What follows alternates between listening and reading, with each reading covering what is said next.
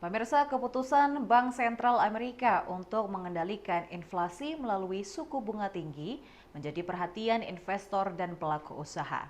Berdasarkan laporan kuartal pertama perusahaan di Amerika, pendapatan mereka cenderung stagnan.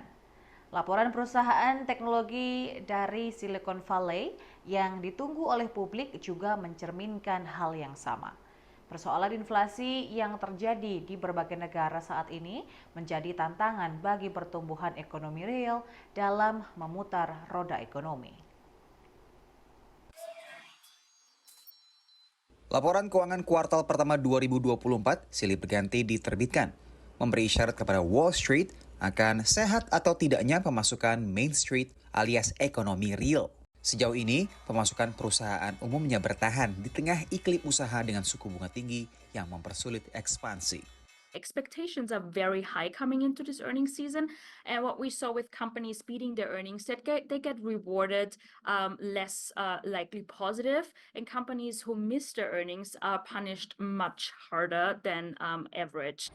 Setelah pada pertengahan April, bank-bank terbesar menerbitkan laporan keuangannya, jelang akhir April, giliran perusahaan-perusahaan teknologi dari Silicon Valley. Perhatian investor tertuju pada laporan keuangan raksasa teknologi yang dikenal saat ini sebagai The Magnificent Seven. Perusahaan-perusahaan ini mencakup Alphabet, induk perusahaan Google, Apple, Amazon, induk perusahaan Facebook Meta, kemudian Microsoft, Nvidia, dan juga Tesla. Pemasukan Tesla akhirnya mengecewakan, meski rencana penjualan model EV lebih murah mendapat reaksi positif dari pasar. Sebaliknya, pemasukan Meta melebihi ekspektasi, tapi terbenam oleh pengumuman pengeluaran modal ke depannya. Sementara pemasukan Alphabet dan Microsoft terangkat oleh teknologi kecerdasan buatan alias AI. I believe there is still room to grow for big tech. Unfortunately, the biggest of the big tech names, that being NVIDIA, doesn't report till May. So even if we have a couple of hiccups with respect to the other big tech names over the next couple weeks, NVIDIA can come to the rescue later in May, as they have tended to do over the course of the past year and a half. Secara umum, sebagian investor menilai pemasukan kuartal pertama mengindikasikan perlambatan ekonomi, hal yang justru kondusif bagi penurunan suku bunga oleh Bank Sentral AS atau Federal Reserve. Too good earnings could lead to concerns with the Federal Reserve staying higher for longer.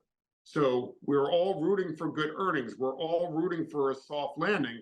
But if earnings are too strong, that could prevent the Fed from cutting interest rates at all in 2024, which obviously would not be greeted well by the markets as a whole. 2658.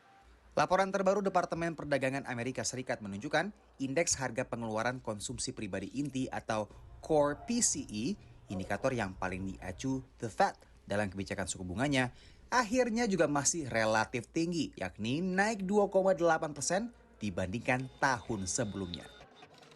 Dari New York, Randy Wicaksana dan tim VOA.